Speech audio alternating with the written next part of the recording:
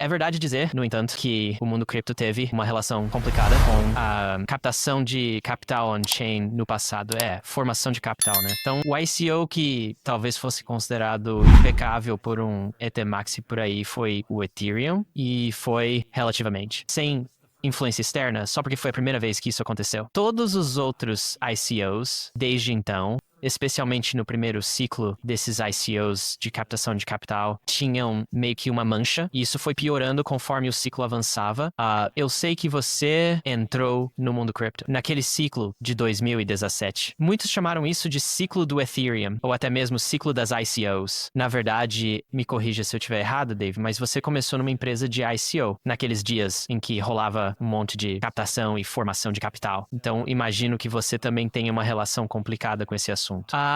Qual foi a sua primeira experiência com ICOs e como você viveu 2017? Sim, a importância da formação de capital, voltando lá para 2017, foi realmente o grande ponto de virada para mim no mundo cripto. Acho que para muita gente também. Isso foi antes mesmo da gente ter DeFi. A palavra DeFi nem existia. O próprio DeFi nem existia, a Uniswap não existia, a MakerDAO também não, a gente nem tinha stablecoins. E o primeiro movimento realmente significativo sobre cripto depois do Ethereum usando contratos inteligentes foi o ICO.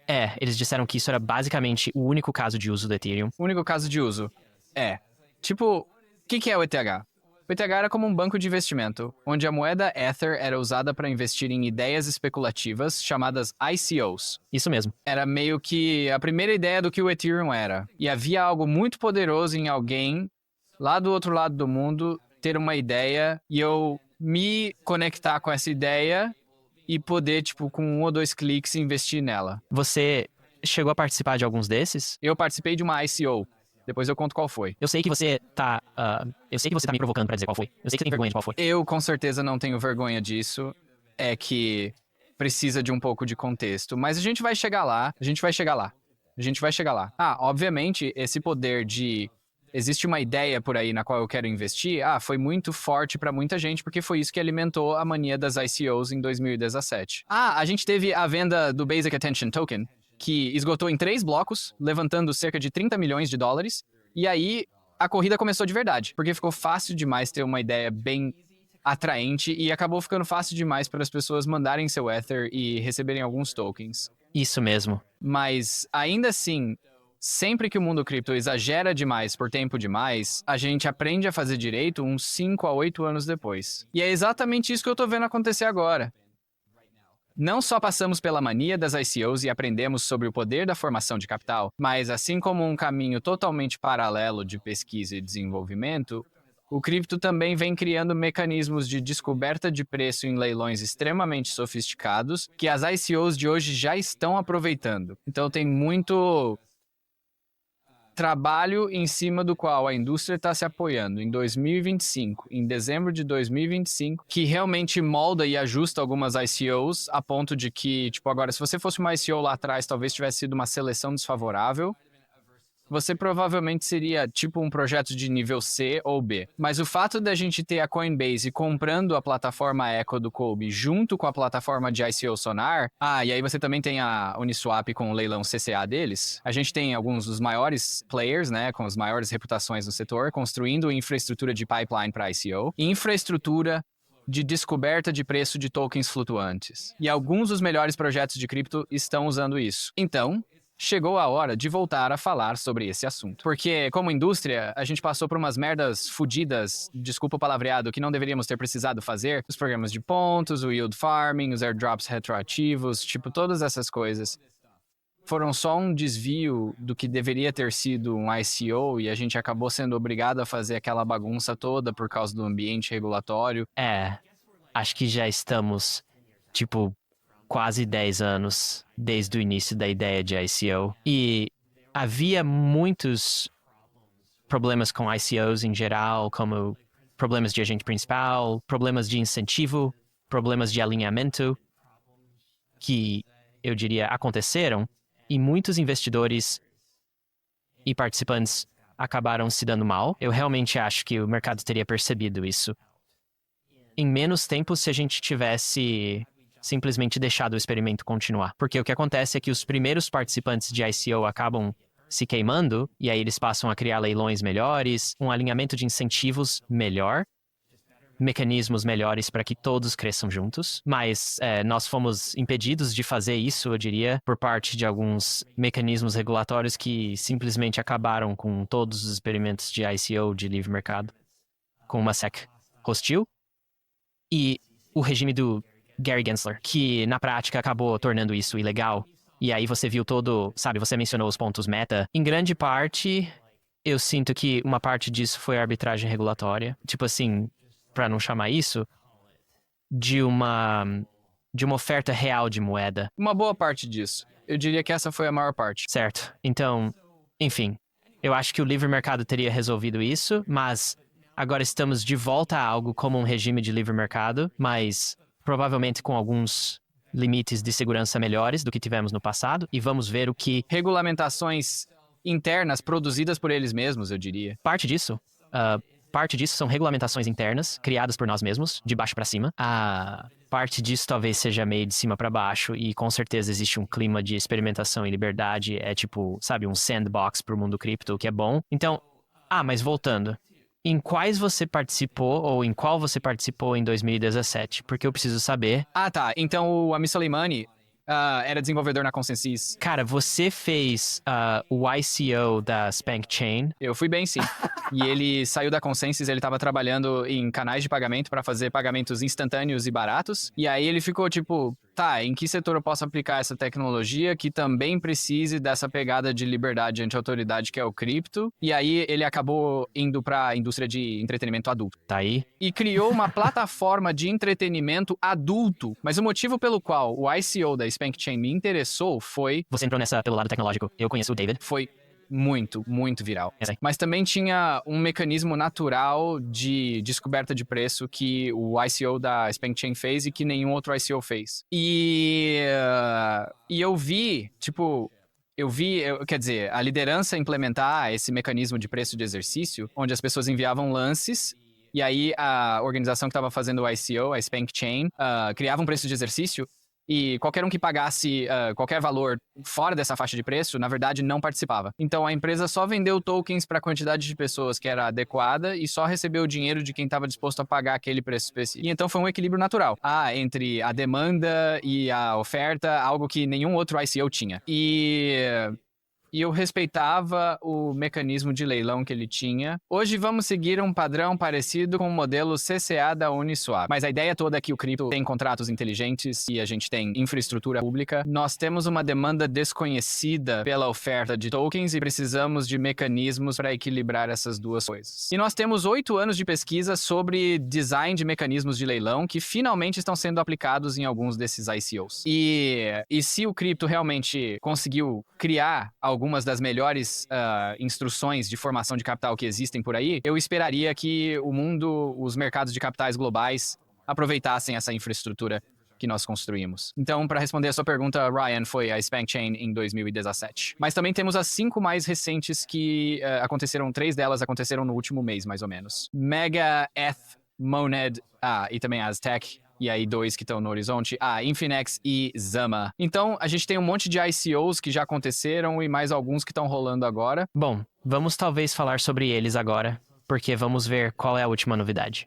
Eu acho que parte da leva inicial de ICOs, sempre que a gente tentou esses experimentos em cripto, com certeza teve algumas mecânicas de leilão que deram errado, mas também houve mecanismos econômicos que deram errado e mecanismos de alinhamento econômico. Como a maioria dos ICOs que o pessoal lembra de 2017, provavelmente ficou um gosto amargo na boca de quem participou ou investiu em algum, porque nenhum deles realmente superou o Ether. E certamente, uma grande parte, talvez uns 98%, na verdade, despencou para 0. E uma parte desses aí era meio que vaporware, esquema tipo tapete puxado, onde a galera investiu mais no hype do que realmente em capturar algum ganho econômico. E fica aquela questão de, é só assim que, sabe, startups e projetos novos funcionam. Ou talvez haja algumas falhas fundamentais na economia do token, ou nos direitos do token que você está recebendo.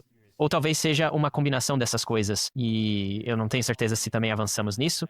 Mas eu espero ouvir a sua perspectiva sobre isso enquanto analisamos alguns desses ICOs recentes. O que talvez a gente possa começar é pela venda Mega E. E esses ICOs estão meio que realmente chegando ao auge no quarto trimestre de 2025. Foi aí que eu comecei a ver esse aumento acontecer. Vamos falar sobre o Mega ETH. Então, o que é isso e o que tinha de único nele? Sim, algumas coisas.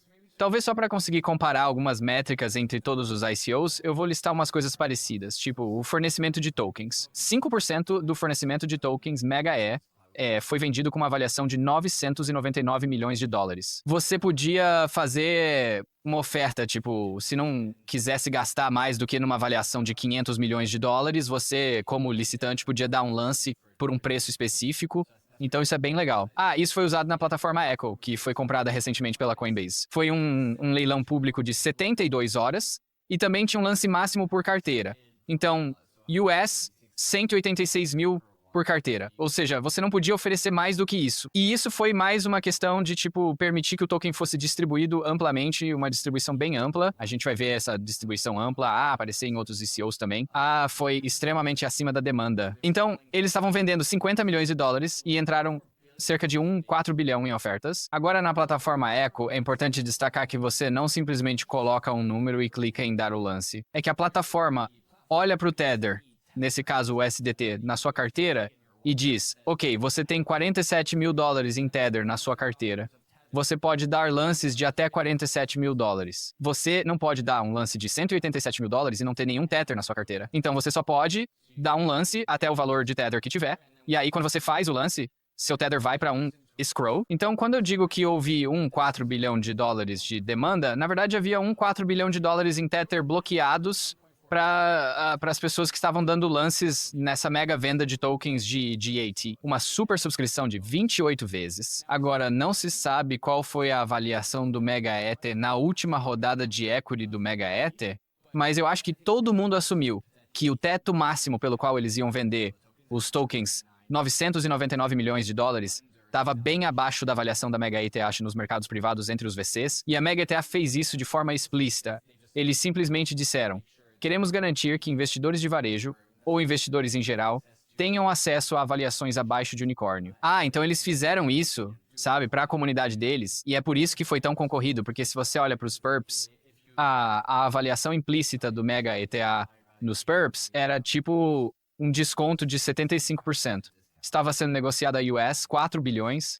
Então esses são alguns dos fatos da venda que provavelmente valem a pena destacar. Você já usou a plataforma Echo? Então, na era dos ICOs, lá por 2017, tudo que você precisava era de uma carteira de Ethereum e normalmente você nem comprava essas coisas com stablecoins, comprava com ETH e qualquer um podia participar, não tinha nenhuma limitação, era meio que um vale tudo, sabe? Como é a experiência de usar a plataforma Echo? Então eu imagino que haja alguma questão de compliance envolvida nisso, tipo AML, KYC, para eles não aceitarem atores mal intencionados ou terroristas ou dinheiro de, sabe, entidades conhecidas que sejam, tipo, banidas. E por isso eles fariam isso. E as leis de investidor qualificado, elas também se aplicam para usuários do ZUA?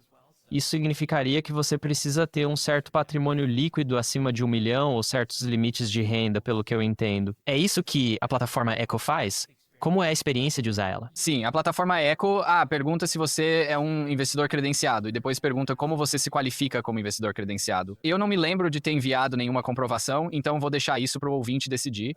Mas sim, você é um investidor credenciado com base em um dos. Você se auto-certificou? Eu me auto-certifiquei.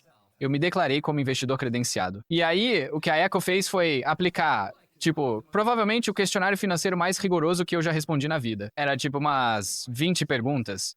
E era, quais são os possíveis resultados desse investimento? E eu ganho dinheiro, ou o investimento não dá certo, mas eu recupero meu dinheiro, ou vai a zero, potencialmente vai a zero, provavelmente vai a zero. E era de múltipla escolha e, se você for esperto o suficiente, consegue passar já na primeira tentativa. Mas assim, foi de longe, eu já respondi algumas dessas perguntas antes em diferentes áreas da vida e essa foi definitivamente a mais rigorosa. Melhor do que ler, acho um aviso daqueles longos leia-me jurídicos. É só pra garantir, garantir mesmo que você saiba que está investindo em algo altamente especulativo, você pode perder tudo. Exatamente. Sim. Então você imagina, se o regulador bater na porta da Echo e falar por que vocês deixaram as pessoas investirem nessa plataforma, eles vão dizer, a vovó perdeu todo o dinheiro dela. Perdeu todo o dinheiro dela. Bom, a vovó respondeu a um questionário.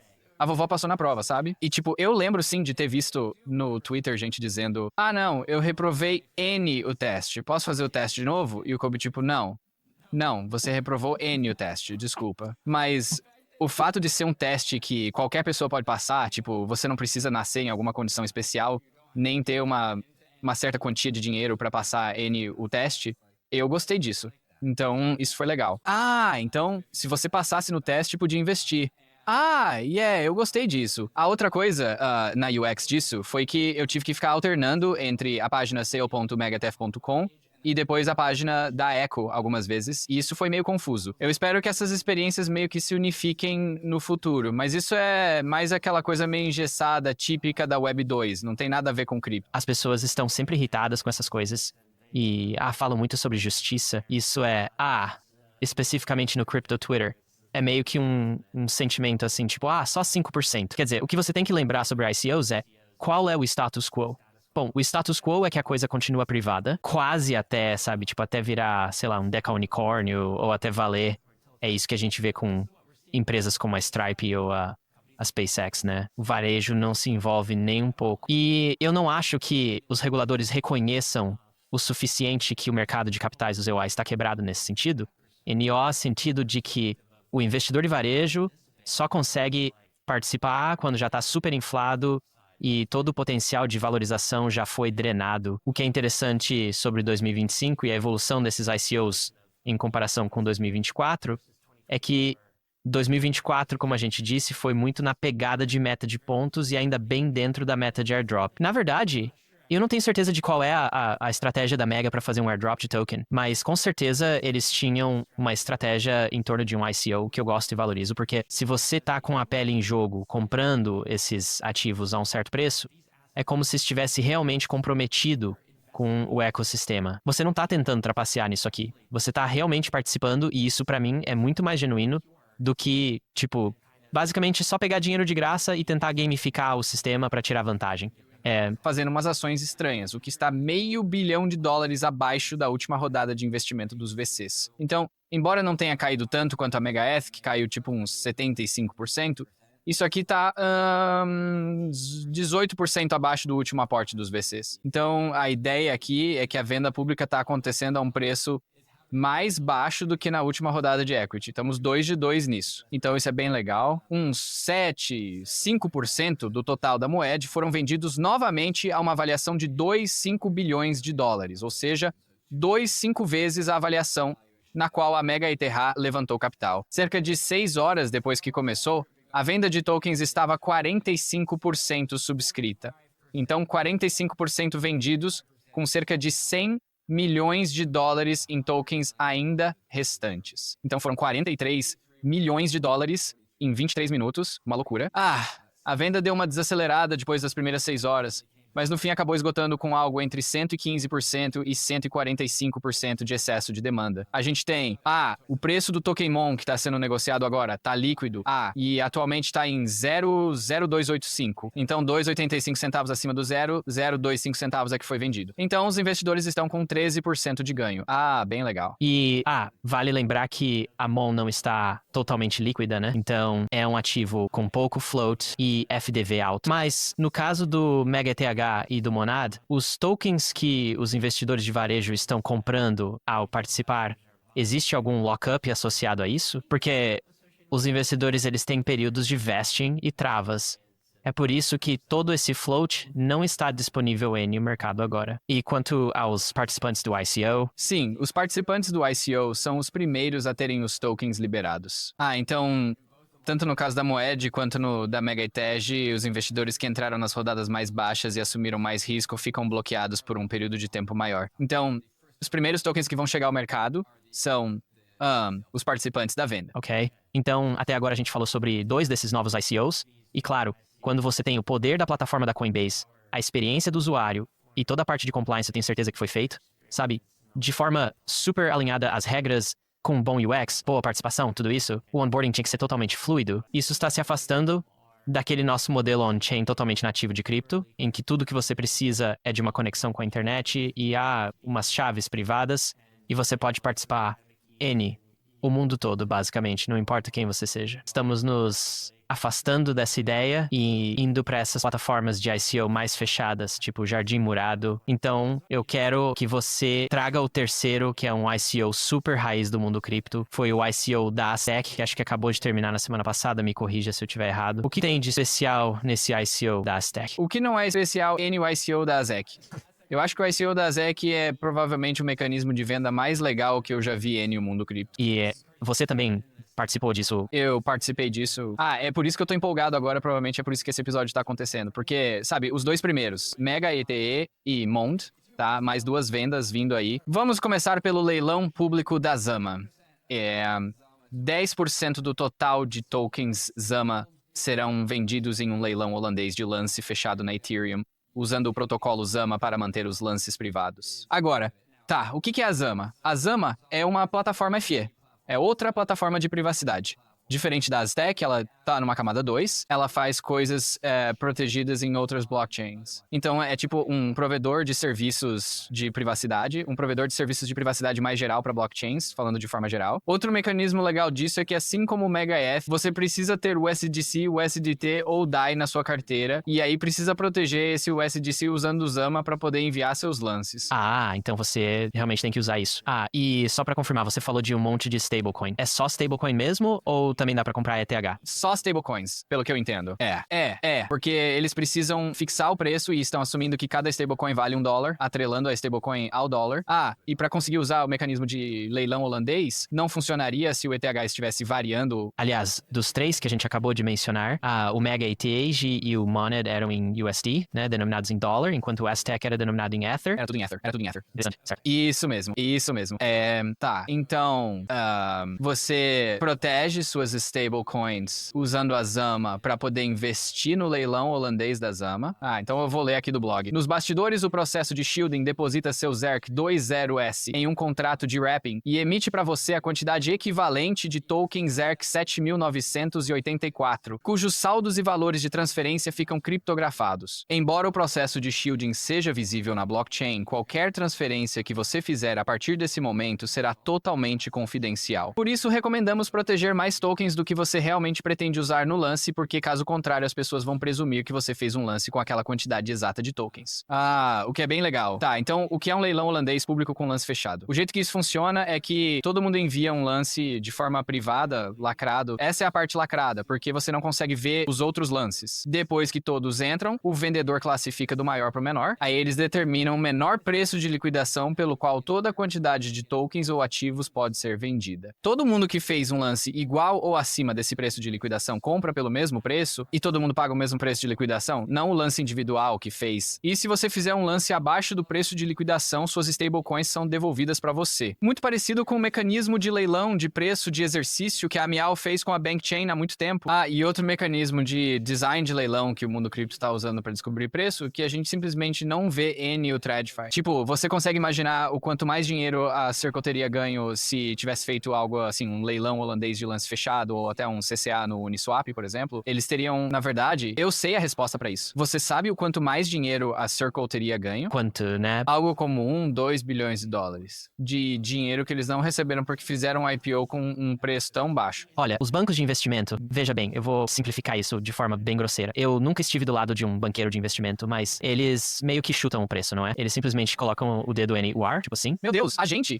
fez exatamente a mesma coisa. Porque eles simplesmente acham que vale X bilhões e colocam esse preço, e aí ou eles acertam de forma incrível ou erram feio. Eu acho que até é meio termo, mas eles nunca acertam exatamente, e por isso há ineficiência, há desperdício. É tipo leilão, gente. Quem eles pensam que são pra achar que tem uma ferramenta de precificação mais eficiente que o mercado? 100%. 100%. Tá, então como é que o leilão da Zama é diferente do CCA, sobre o qual a gente já falou em detalhes exaustivos? É meio parecido. Eu vou acabar pegando um preço médio, tipo, um evento binário. Então, na verdade, você não sabe qual vai ser o preço que vai pagar. Você pode fazer uma oferta, colocar um preço que não quer pagar mais do que isso, mas o resultado final, você não sabe qual vai ser o preço. Você sabe que vai ser menor do que o valor que você colocou, que não vai conseguir comprar, mas a Zama faz um certo equilíbrio entre... Você não acha que isso dá um pouco mais de trabalho mental do que o CCA? A parte boa do CCA é que você simplesmente diz quanto vai investir e meio que sabe que vai ser mais ou menos justo, eu acho. Bom, na verdade você não sabe totalmente disso, porque... com a Stack, eles tinham uma quantidade muito grande de tokens para vender, 15%, e é um projeto bem respeitável, mas você não quer num CCA mandar um lance infinito, porque isso pode acabar o fim das contas, sendo preenchido a um preço infinito. Se o emissor do CCA liberar uma quantidade muito baixa de tokens nos blocos finais, você pode personalizar a curva de alocação de tokens por bloco. Sim, mas você poderia com o CCA simplesmente dizer, olha, eu tenho uns $1.000 e fazer pelo preço de mercado. Você não precisa estipular o seu próprio preço. Eu acho que o que eu tô querendo dizer o leilão holandês não tem um certo esforço mental envolvido aqui? Tem um pouquinho de sobrecarga cognitiva. E as pessoas acham que havia uma sobrecarga cognitiva com o CCA. Eu acho que foi bem menor do que realmente foi. Eu recomendaria que você não enviasse um lance infinito, porque conforme a gente for entrando em projetos mais de cauda longa, eu espero que muitos outros projetos usem o CCA, tipo projetos menores, projetos comunitários. E o CCA é bem personalizável, então pode ficar meio esquisito. Então pensa mesmo no valor máximo que você quer colocar e coloca isso lá de fato. Tem um lugar específico pra isso. Acho que você tem razão, porque se você colocar infinito, vai ter alguma situação em que você literalmente acabe pagando infinito dólares por um token. A Stack deu certo porque não teve aquela euforia pelo token da Stack. Sim, e eles também tinham uma quantidade bem grande de tokens sendo vendidos nos blocos finais, e isso permitiu que eu não deixasse o preço disparar bem no final. Certo, tá, faz sentido. É que isso ainda não aconteceu. Esse leilão é um evento futuro. Vai acontecer No futuro. Certo. De 12 a 15 de janeiro, tá escrito no tweet do cofundador da Zama. Mas também diz que as inscrições abrem em 5 dias. Então acho que você pode se inscrever primeiro. Sim, primeiro você se registra, aí depois o leilão rola por 3 dias, e aí a reivindicação acontece no dia 20. Tá, você precisa de uma carteira especial pra isso. Acho que é definir, caso você vá participar disso e usar, mas você disse que tem que meio que ocultar, né? Você tem que deixar seu... Eu imagino que você possa proteger, ou selar, suas stablecoins usando o Zama numa interface web. Sim. Então, todas as carteiras padrão, e aí tem uma interface web que provavelmente tem um botão de proteção, e aí você pode proteger. Isso mesmo. Isso é meio legal. Outro exemplo da rede é tipo aqui, basicamente. Sim. Eu sei que não é uma blockchain, mas é um protocolo com smart contracts. E eles passaram anos construindo isso, literalmente, e basicamente vão lançar na mainnet e fazer o evento de geração de tokens na mainnet, o que é bem animador.